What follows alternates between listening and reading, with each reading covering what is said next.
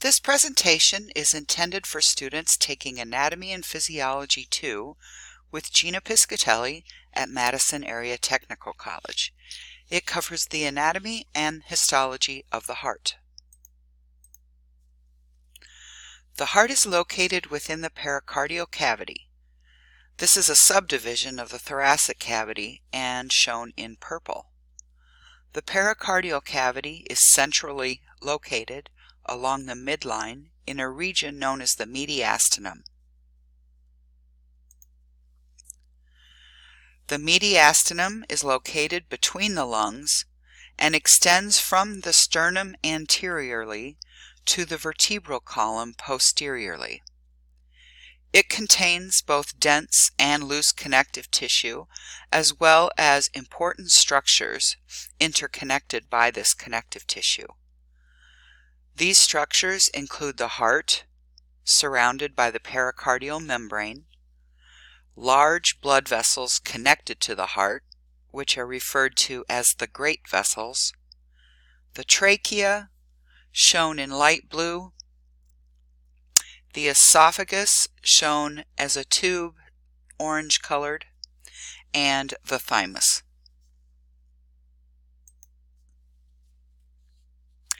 Note that the position of the heart within the mediastinum is such that it lies slightly to the left of true midline, with the apex pointing inferiorly and to the left.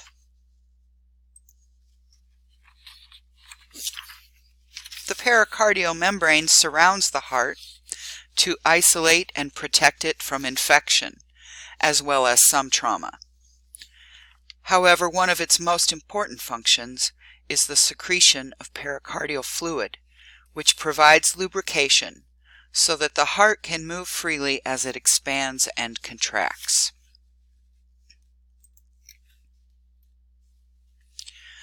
This membrane, the pericardial membrane, is a double-layered membrane composed of two tissue layers. One layer is called the parietal pericardium, the other the visceral pericardium. The parietal pericardium is the more superficial layer, while the visceral pericardium is adhered to the heart and is actually part of the heart wall. Both layers contribute to the formation of pericardial fluid. This fluid is secreted into the space between these two layers and called the pericardial cavity. Ligaments anchor the pericardial membrane to both the diaphragm and the sternum, which keeps the heart in place. Now there are three layers of the heart wall, and from superficial to deep, these layers are called the epicardium, the myocardium, and the endocardium. And each layer is composed of different types of tissue. The epicardium is the visceral pericardium that we've already looked at. It's made up of dense connective tissue as well as epithelial tissue that secretes the pericardial fluid. The myocardium is the thickest layer and is made up of cardiac muscle tissue. The endocardium is the innermost lining of the heart chambers and made up of simple squamous epithelial tissue. In certain regions of the endocardium, modifications exist, forming valves of the heart, which are made up of dense connective tissue. These valves are held in place by strings of connective tissue called chordae tendineae. The cells of the myocardium are specialized for unique functions. There are two types of these cells called myocardiocytes. One type can contract and are therefore called contractile cardiocytes. The other type can conduct electrical impulses very quickly. These are called conductive cardiocytes. You might recall that skeletal muscle tissue contains stem cells called satellite cells that can provide a source to replace damaged or lost cells. Unfortunately, the heart does not have stem cells, and therefore it has no ability to regenerate after damage has occurred, so no satellite cells are present. Another feature of the myocardium is that all cells produce ATP exclusively through aerobic respiration.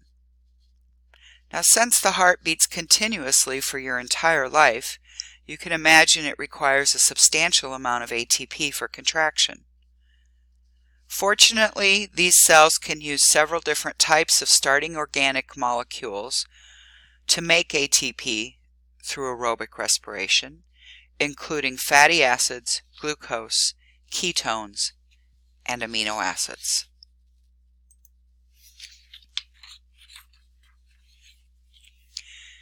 If we look more closely at the myocardium, you may recognize the picture at the top of cardiac muscle tissue, a microscopy picture. Cardiac muscle tissue has 3 adaptations for producing ATP, and one of these is visible in the micrograph, the picture up at the top, around the nucleus of the cells. The white region around the nucleus is where glycogen is stored. That provides a source to produce ATP through aerobic respiration. The other adaptations that are important for aerobic respiration includes large mitochondria and myoglobin. Large mitochondria contain machinery for the Krebs cycle and the electron transport chain. The myoglobin is a molecule much like hemoglobin in the blood, which can bind and store oxygen, so that oxygen is locally available for aerobic respiration. Another feature of myocardium that you may recognize in this picture is the presence of intercalated discs, the darkly stained lines that are visible in between cells. These intercalated discs, if we look more closely, contain 2 specialized structures. One structure is called a desmosome, and that's a cell-cell junction that anchors muscle cells together, making the tissue resistant to damage during contraction. The other structure is called a gap junction. These are ion channels that allow ions to move between cells, mainly sodium ions. This flow of sodium excites a muscle cell so that it can depolarize and eventually contract. Therefore, the gap junctions help to spread excitation to adjacent muscle cells, enabling large regions of cardiac muscle to contract as a whole unit. We will see later how important gap junctions are within the atrial myocardium. This ensures that both atria contract at the same time.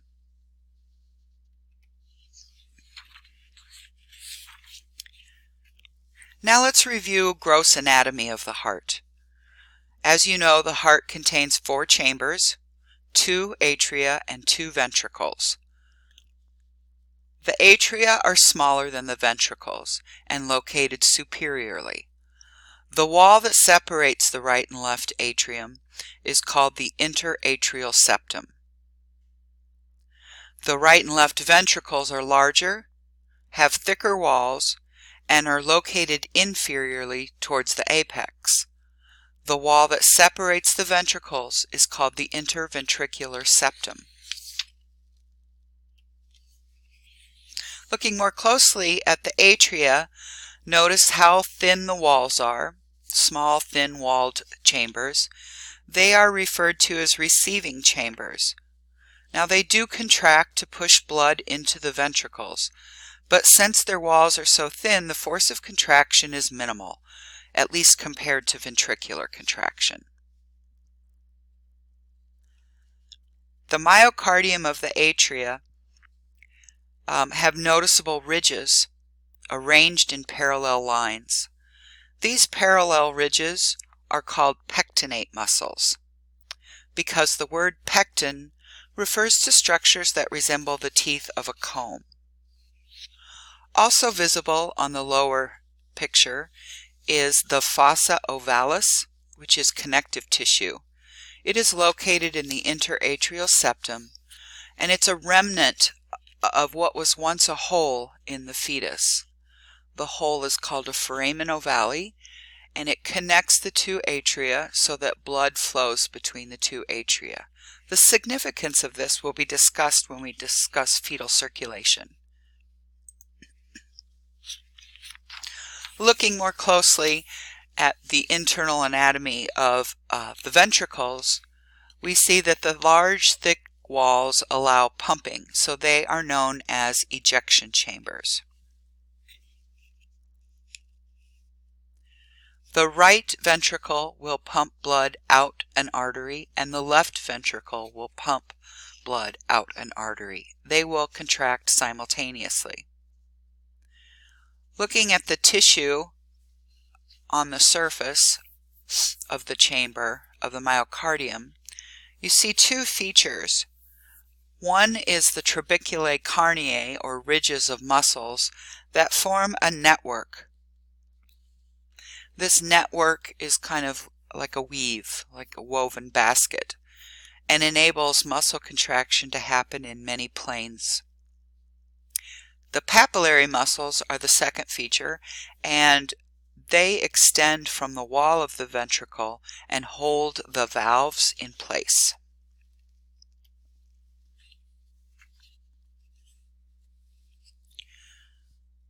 The four chambers of the heart can also be discerned externally. That is, they are distinct, at least the atria from the ventricles.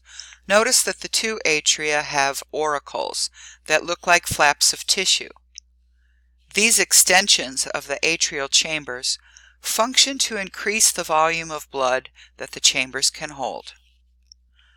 The left and right ventricles can be distinguished by the location of the anterior interventricular artery and vein that lie within a sulcus or a groove. In the diagram on the slide that you're looking at, the interventricular sulcus contains some adipose tissue, shown in yellow.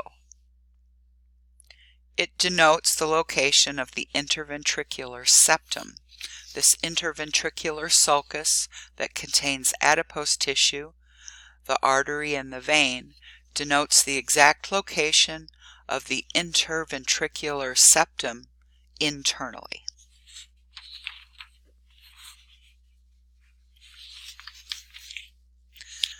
Before we discuss the great vessels that are associated with the heart, I'd like to introduce the different functions of various types of blood vessels within the circulatory system. The types of blood vessels include arteries, capillaries, and veins, of which you are probably somewhat familiar.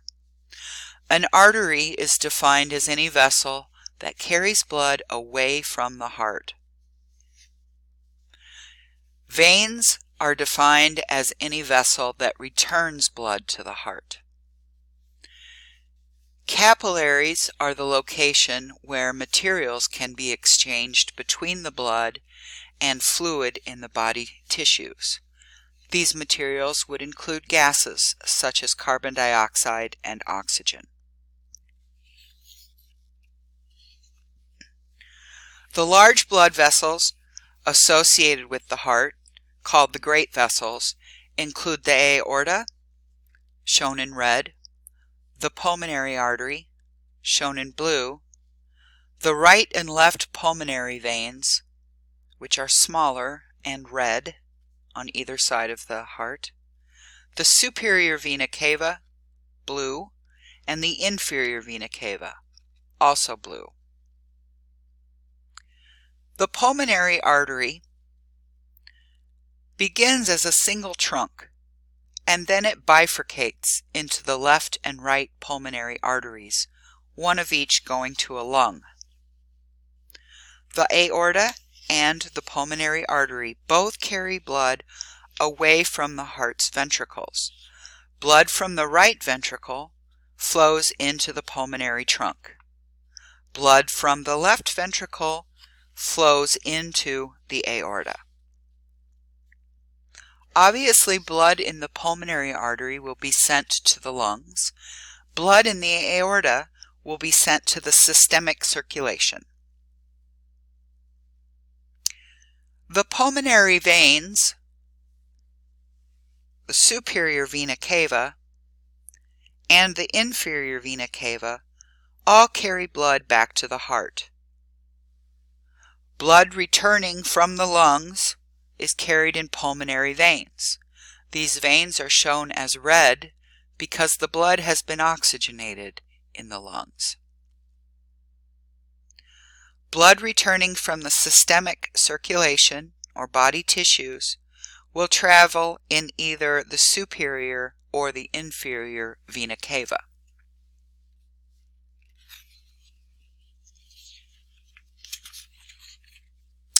That's the end of new information on the heart. I recommend that you take a few minutes to look at the slides containing review questions, and answers are provided at the end of the presentation. Thank you.